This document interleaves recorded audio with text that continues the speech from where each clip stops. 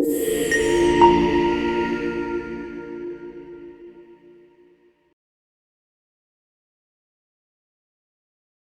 لوگو جو ایمان لائے ہو، جو کچھ مال متا ہم نے تم کو بخشا ہے اس میں سے خرچ کرو، قبل اس کے کہ وہ دن آئے جس میں نہ خرید و فروخت ہوگی، نہ دوستی کام آئے گی اور نہ سفارش چلے گی، اور ظالم اصل میں وہی ہیں جو کفر کی روش اختیار کرتے ہیں۔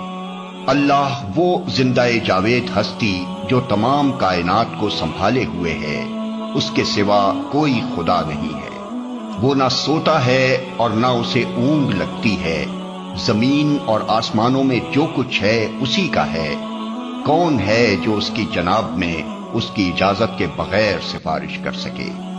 جو کچھ بندوں کے سامنے ہے اسے بھی وہ جانتا ہے، اور جو کچھ ان سے اوجھل ہے اس سے بھی وہ واقف ہے، اور اس کی معلومات میں سے کوئی چیز ان کی گرفت ادراک میں نہیں آ سکتی، الا یہ کہ کسی چیز کا علم وہ خود ہی ان کو دینا چاہے۔ اس کی حکومت آسمانوں اور زمین پر چھائی ہوئی ہے، اور ان کی نگہبانی اس کے لیے کوئی تھکا دینے والا کام نہیں ہے، بس وہی ایک بزرگ و برتر ذات ہے۔ دین کے معاملے میں کوئی زور زبردستی نہیں ہے، صحیح بات غلط خیالات سے الگ چھانٹ کر رکھ دی گئی ہے۔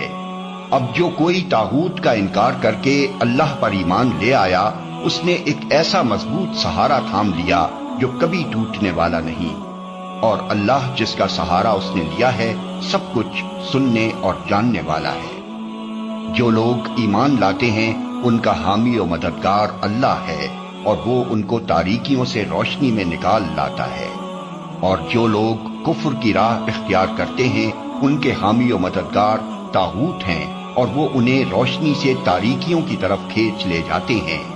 یہ آگ میں جانے والے لوگ ہیں جہاں یہ ہمیشہ رہیں گے۔ کیا تم نے اس شخص کے حال پر غور نہیں کیا جس نے ابراہیم سے جھگڑا کیا تھا؟ جھگڑا اس بات پر کہ ابراہیم کا رب کون ہے، اور اس بنا پر کہ اس شخص کو اللہ نے حکومت دے رکھی تھی۔ جب ابراہیم نے کہا میرا رب وہ ہے جس کے اختیار میں زندگی اور موت ہے، تو اس نے جواب دیا زندگی اور موت میرے اختیار میں ہے۔ ابراہیم نے کہا اچھا اللہ سورج کو مشرق سے نکالتا ہے، تو ذرا اسے مغرب سے نکال لا۔ یہ سن کر وہ منکر حق ششدر رہ گیا، مگر اللہ ظالموں کو راہ راست نہیں دکھایا کرتا۔ یا پھر مثال کے طور پر اس شخص کو دیکھو جس کا گزر ایک ایسی بستی پر ہوا جو اپنی چھتوں پر اوندھی گری پڑی تھی۔ اس نے کہا یہ آبادی جو ہلاک ہو چکی ہے اسے اللہ کس طرح دوبارہ زندگی بخشے گا؟ اس پر اللہ نے اس کی روح قبض کر لی اور وہ 100 برس تک مردہ پڑا رہا۔ پھر اللہ نے اسے دوبارہ زندگی بخشی اور اس سے پوچھا بتاؤ کتنی مدت پڑے رہے ہو؟ اس نے کہا 1 دن یا چند گھنٹے رہا ہوں گا۔ فرمایا تم پر 100 برس اسی حالت میں گزر چکے ہیں۔ اب ذرا اپنے کھانے اور پانی کو دیکھو کہ اس میں ذرا تغیر نہیں آیا ہے۔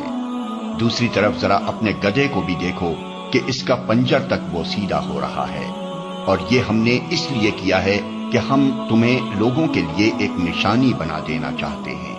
پھر دیکھو کہ ہڈیوں کے اس پنجر کو ہم کس طرح اٹھا کر گوشت پوست اس پر چڑھاتے ہیں۔ اس طرح جب حقیقت اس کے سامنے بالکل نمایاں ہو گئی تو اس نے کہا میں جانتا ہوں کہ اللہ ہر چیز پر قدرت رکھتا ہے۔